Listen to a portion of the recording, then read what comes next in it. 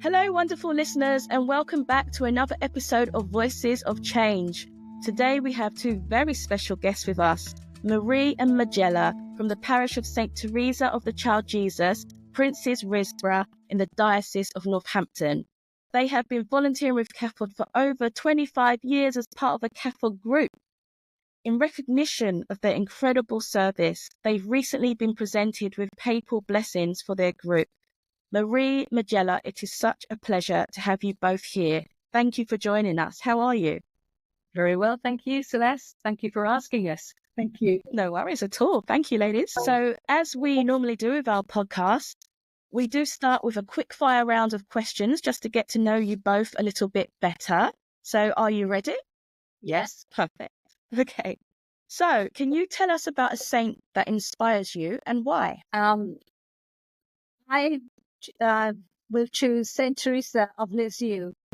Our church is called St. Teresa's, and I was very fortunate a few years ago. I went to Lisieux and we heard all about St. Teresa, and she was famous for her little ways. She did little things that helped make a difference to people. And I think that's a lovely thing, because it means that nobody's got to do everything. And if we all do something small, it makes a difference. And we recently celebrated her feast day in our church, and we've got a lovely custom that people bring roses to Mass, and the roses are blessed, and then everybody takes a rose home with them. Because one of her famous sayings was, when I go to heaven, I will send graces like showers of roses, showers of flowers down on top of you. So I think she's a nice saint, and died when she was quite young. She was only 24 when she died. So yes, so that's my saint. And Lovely. my saint is St. Francis of Assisi. And I've chosen St. Francis because of his example, really, his love of the poor. Somebody who started off in life in a very wealthy family, and who could have stayed in that sort of world and had a rich life, but who gave up, and he wouldn't consider giving up, I'm sure, but who embraced a different sort of life that was, with the poor at the heart of it, with the love of creation as well. And I've always been impressed by somebody who really lives what they preach, lives what they are. And I think not only, he building of the churches, founding of an order, and his love of creation, animals, but also, the fact that he didn't give up when he encountered lots of difficulties in his life, and took on a sort of wide range of, roles, caring for people with leprosy, and I'm sure he was shunned as well. And I like the humility that's there, in the true sense of the word. I think it's an example for us all. And also, I like the Poor Clares as well, which I know was founded because of St. Francis as the sister order to the Franciscans. So that's why. And St. Francis, Pope Francis as well. I love the fact that he's chosen the name Francis, because of what his ideas Definitely, are. St. Francis is a very popular one. Yeah, very popular. I can see why. Yeah, absolutely. Now, Marie, if you could only eat one food for the rest of your life, what would it be? Well, I think I might have to choose bread, because there's so many different varieties. I love French bread. I love cake. I love all sorts of different types of bread. So I think I'd have to choose bread. Yeah. Marie's a great cake baker, can I tell you? Really, a great cake baker. So, and I've chosen my mum's for more than nostalgic reasons, I think, but my mum's Irish stew. Although I've gone more sort of vegetarian now, so I wouldn't be able to put mutton in or the lamb or anything, but I'm sure it would still be lovely. And also, to go along with that, she used to make these, I think people call them wheaten scones, but we always used to call them at home brown scones. I've never had anything like it. I'm useless at cooking, so mine are like rocks. But yeah, they were really lovely. Sort of a taste of real sort of family life and of Ireland, I think. So this is interesting. So we've got bread and we've got soup. which totally goes together as well. So do you have a favorite type of bread? Because I'm thinking, for me, sourdough. What's your favorite type? Well, I must admit, I like sourdough also. I'm very keen on sourdough. I think it's great. And apparently it's supposed to be very good for you, much better than ordinary flour. So yes, I would agree. I like sourdough, but I do like French sticks as well and French bread. Yes, that's what I heard. And you were speaking about the bread roll. Was it wheaten bread you called it, Majella, was it? Could you explain what that is? I never heard of that one before. Yeah, but I think they're more known now as wheaten scones. But make it with sort of like granary, and you make it with wholemeal flour. Lovely, really lovely. You can have them savoury, or you can have them with savoury things, or sweet things, or jams. Yeah, sounds very tasty. I'd love to try that one day. Majella, is there one hobby that you've always wanted to try, but you haven't had the chance yet to do it? Do you know, I was thinking about this, and I think I'd really like to do. I haven't got a wonderful sense of balance, but if I had the opportunity, I would like to, sounds a bit mad, rollerblade along a long expansive pathway where there is no sort of obstacles or interruptions or anything like that. So I'd have a free run at it. And then go a long way and then return on a giant 3-wheeler bicycle. I've always wanted to do something like that, actually. Yeah, that will be my choice. Amazing. Would love to see you do it. I hope you do get to do it. I do. Marie, can you beat that? Is there something you've always wanted to try? Well, I quite like it. I've never tried it, and I don't think probably wouldn't have the courage to do it. Whitewater rafting.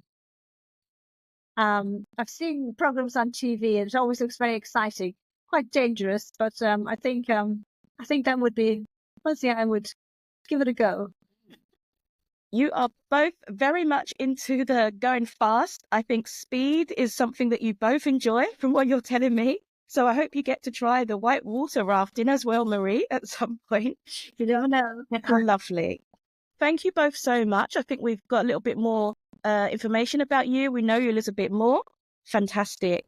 So I just wanted to now just talk about the amazing honour to receive a papal blessing for your volunteering with CAFOD. What does that mean to you, Marie? Well, it's a wonderful privilege and a blessing to receive a papal blessing, and I think quite undeserving, because I am part of the CAFOD group, and we all work together in the group. So we all do things in the group, and nobody works as an individual. We work as a group. And we have been working as a group for a number of years. We like to think that both of us, perhaps it's on behalf of the group that we received the papal blessing. But yes, it's a great honour and a huge surprise. Yeah. And Majella, when you heard that you're receiving it, yes, was it a surprise? Was it a huge surprise for you, for the group, to know that you're receiving this papal blessing for all your amazing hard work? Yeah, I think, Celeste, I think the group knew, the other members of the CAFOD group knew, but it was a complete and utter surprise, as probably reflected in the photographs that were taken on the day and the looks on both of our faces.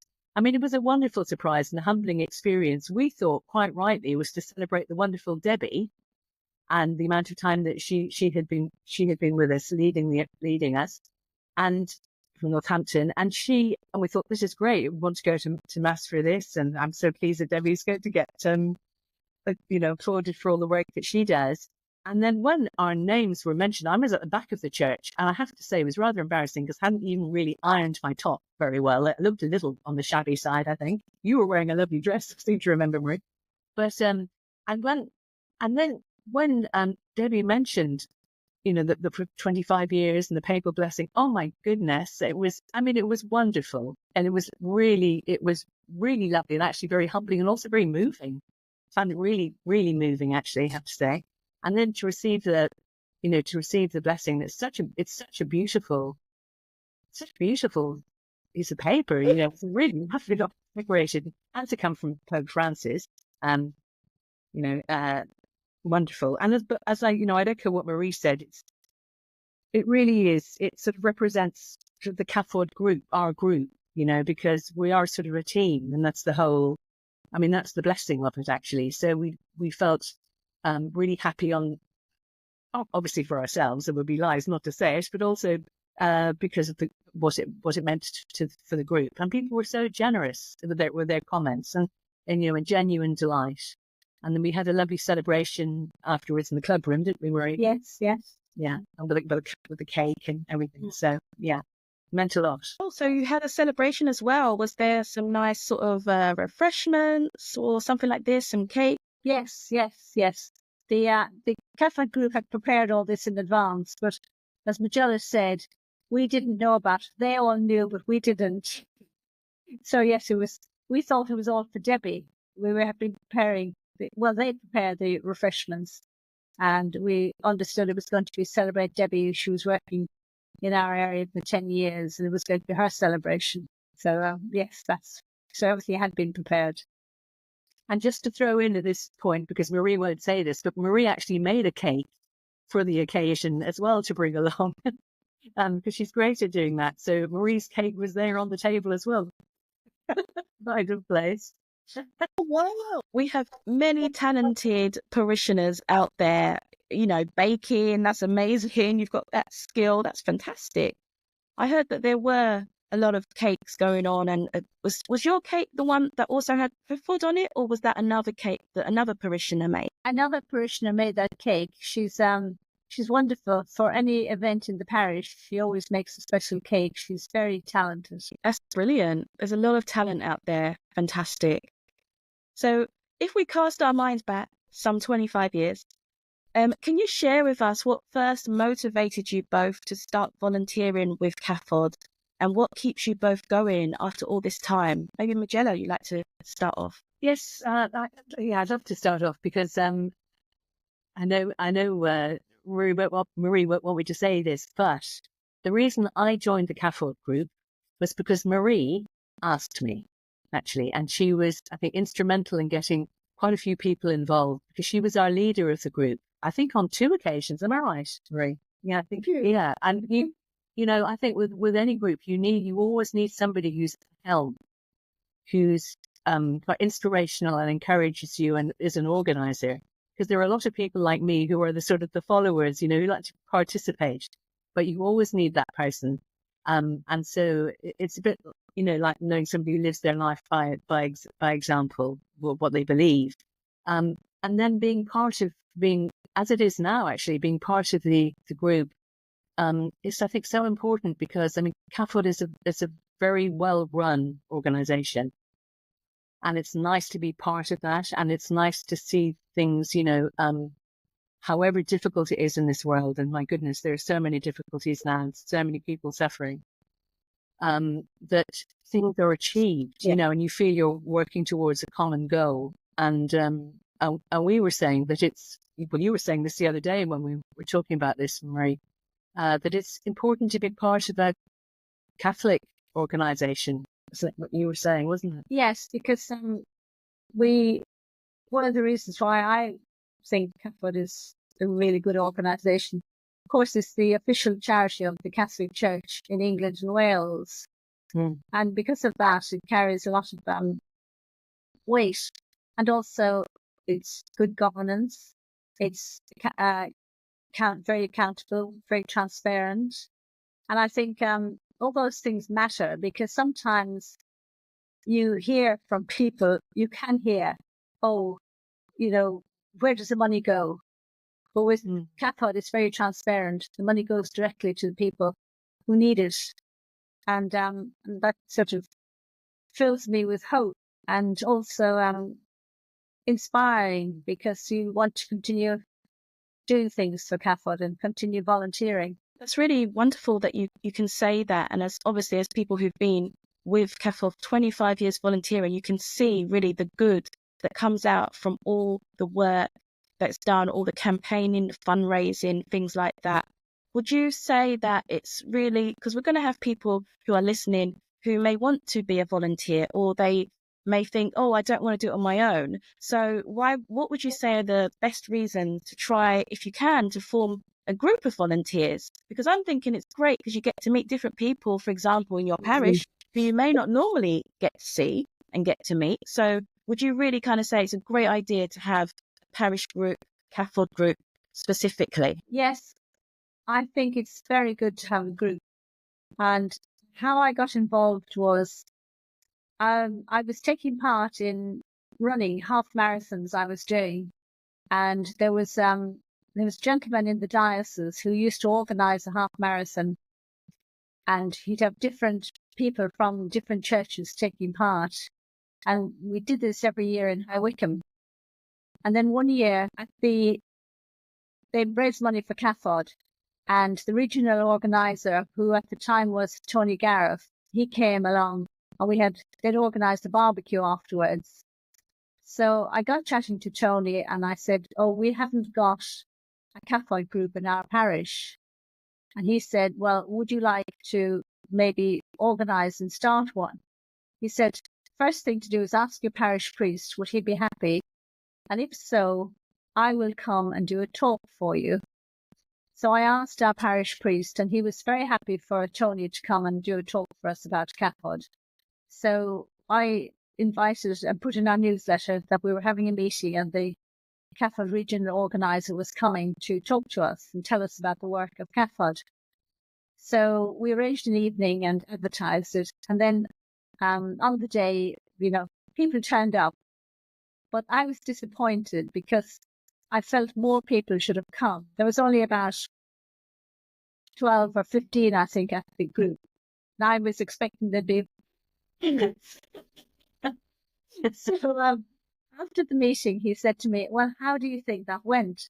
And I said, oh, I was very disappointed because we had such a small turnout. And then he said, if you've got 6 or 8 good, interested people, you've got enough to start a group. So we started our group. And of course, Majella joined. And then a few other people, who were very committed, joined our group. So we started off with a small group of about 6 of us. And over the years, it's grown. Now I think we've got about 10 in our group. And different people have come and gone over the years, and people have died, new people have started. So I think at the moment we've got 10. So it makes a huge difference working with a group, because if we run events, people can take part, people can do different things. So it's not all up to one person. And there are lovely social occasions as well. Some of the things that we've done, like the sponsored walks. A lot seems to revolve around cakes and teas, which is great. But there've been all sorts of things in the past, which again is very good for gelling a community. And I think it's good to have an active group within a parish. And sometimes people who can't they can't come to the meetings, but they still support us in lots of different ways. And as we always say, by their prayers as well as contributions. Absolutely. And I think it's just such a lovely opportunity for people who have different gifts and talents. If they come together in a group, I guess, is it more like you kind of work out who would like to do this, who would like to lead on that? And people just get a chance to kind of do things that normally they wouldn't do. Is that the experience that you found, Majella? Yes, I think so, actually. I thought I would allude to an activity we had many years ago now, but it always made me laugh.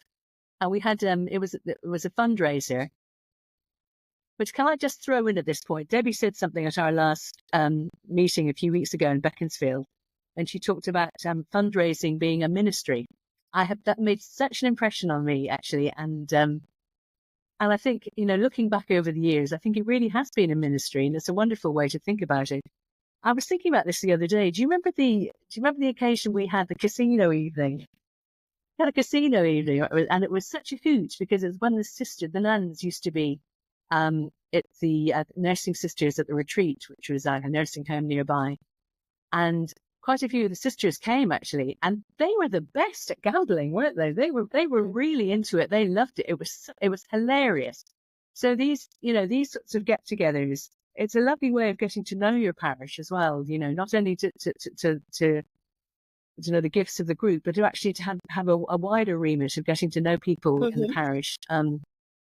Of all ages, really. But it was such a laugh, Celeste, with the nuns. It really was. Oh, wow. Oh, that sounds like the kind of thing that we need more of, more kind of events like this where lots of people can come together, nuns as well, people who you may not think might want to come along. But then, as you said, Yeah. the community gets to know each other, and it's just fantastic. So it's like, I guess when you're in church, it's rather than you see a face you see every week, and now you know who they are. You can actually speak to them and, develop friendships. Marie, I was going to ask you, I'm going to ask both of you, but Marie, could you tell us what has been the most rewarding part of volunteering for you personally? I think it's very interesting when Debbie organises her supporters information days, and we've had different speakers come from CAFOD, and we hear about different projects in different countries.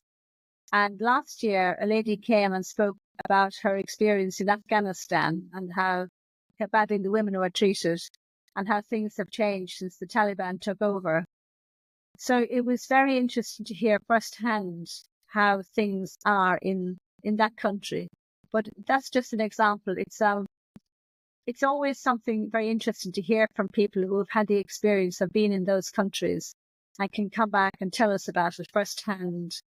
And then when we talk to our friends and talk to our families, we can tell them what we've heard, so that when we are having a family fast day or a sponsored walk, we're doing it because we know what happens to the money.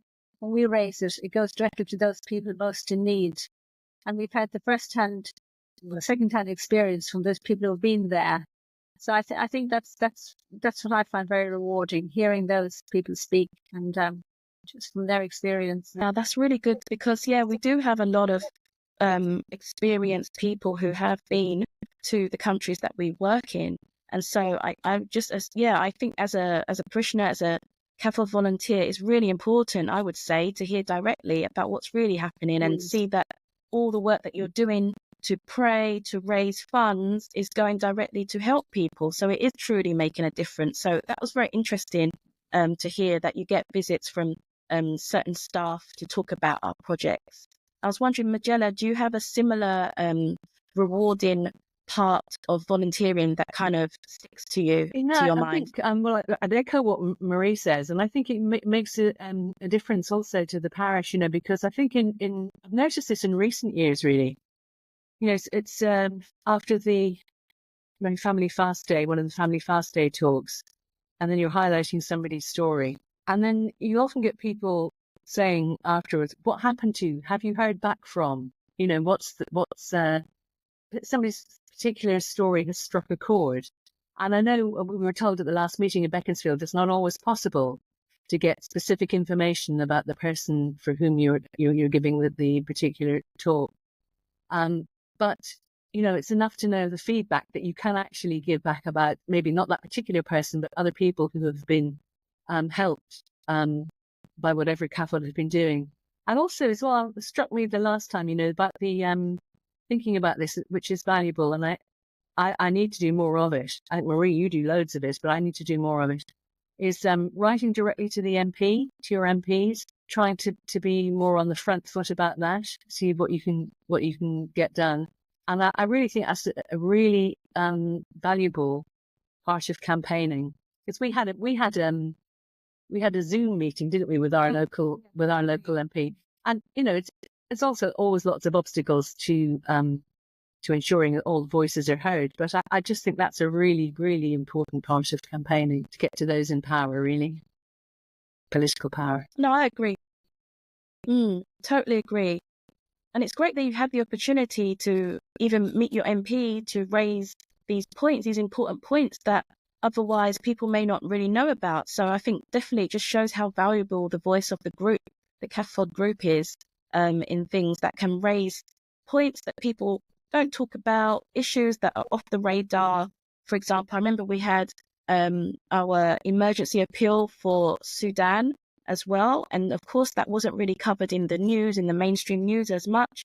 And, we had our CAFOD volunteers like yourselves out there speaking at mass, telling people what's happening and how it's an emergency right now. We need to do something right now to try to help. So, yeah, I totally agree with that. Also, as we may know, the Jubilee year is coming up soon. So the Jubilee is a really significant time within the Catholic Church. the last Jubilee was in 2000, so just after you both started volunteering with CAFOD.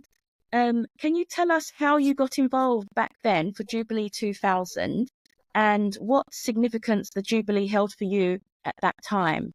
Marie, go ahead. Our group, we organised with the regional organiser at the time that a group of us would go to Birmingham to join the Cancel the Debt campaign. And there was, it was very well organised. They'd made a ring around, a chain around Birmingham. And then we were told exactly where to go in Birmingham and form part of that chain. And everybody linked hands and everybody joined together. And then we had some very inspirational speakers speak by cancelling the debt. And it made a huge impression on me because afterwards I remember reading that over I think it was $100 billion was cancelled from 35 countries. Debts were cancelled as CAFOD were part of the Jubilee 2000 campaign. And we were very proud to be part of the Jubilee 2000 campaign and just to hear that it was so successful.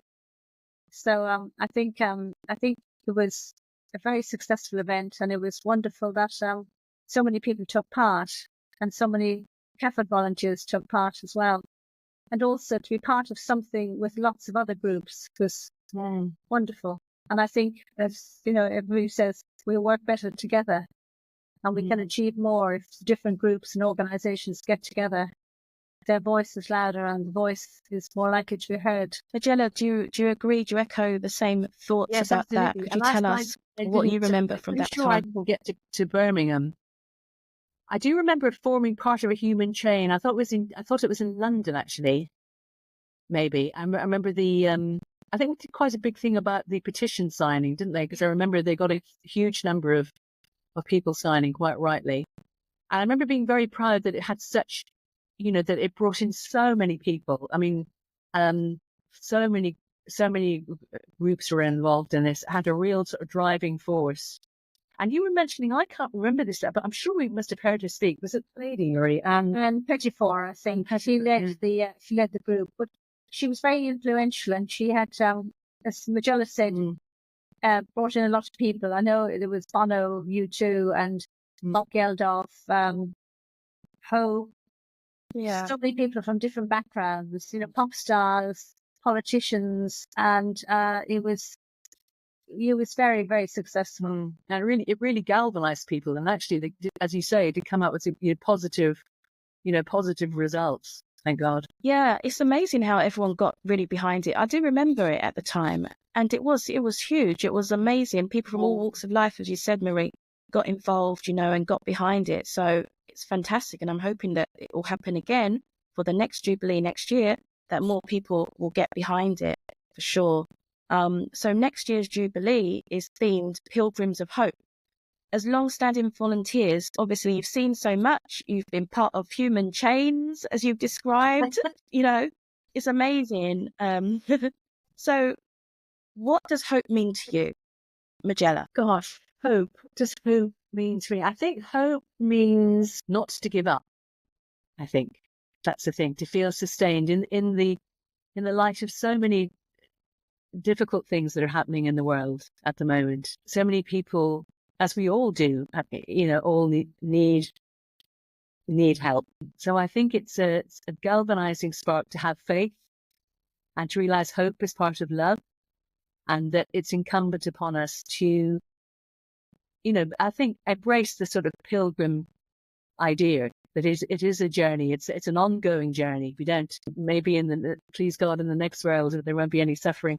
But in this world, it's incumbent upon us to keep going, to make sure that we are part of a global hope, for that really does reach out to those who just wants to live a good life, deserve to live. Everybody does. There should be no difference. That's what it means to me. Absolutely, absolutely. Marie, what does hope mean to you? I agree with Majella. It's going on despite setbacks. And when we think we're very fortunate. We're living in this country. We've got enough to eat. We've got a roof over our heads. We've got everything we want, really, everything we need. But when you see people in poor countries struggling, and they have hope, they work hard, they dig their fields in the heat of the sun, and press on every day and do as much as they can. And I think it's up to us to help out where we can, and to have the hope that one day things will improve and we can make a difference, and we can, even a small difference, if everybody did something, then that would make a huge difference. So it's having the hope that we will succeed, we will continue doing what we're doing. And that's wonderful. And I think that echoes back to, like we spoke about Jubilee 2000, everyone who was involved even did little actions, and it made a big difference. Yeah. So of course, if we can continue doing little actions now, who knows the amazing, huge difference that it's going to create for the future. And that's why I guess it's important, I guess you ladies would agree, to make sure we still hold on to our hope in the face of everything that's been flinged around us. We still hold on to the fact that hope is there. And I think that's where we can learn also, the hope that Marie was saying, that we learn from other people who have such tough times, the hope that they show, that we're learning from that, that we're appreciating that their determination to keep going. Thank you so much. Thank you, Marie and Majella, for sharing your wonderful journey with us today. Your dedication is truly inspiring, and your faith really shines through everything you do. It's just been wonderful just to hear from you today. Thank you. Thank you. Thank you, Celeste. Thank you. To our listeners, thank you so much for tuning in. If you enjoy this episode, don't forget to share it with your friends and family. You can get our podcast everywhere. You can watch us on YouTube. We will be back soon with more Voices of Change. And if you're inspired to take up volunteering or form a volunteering group for CAFOD in your parish, do it. You've got 2 wonderful examples of members of a fantastic group in the Northampton Diocese. So until next time, see you.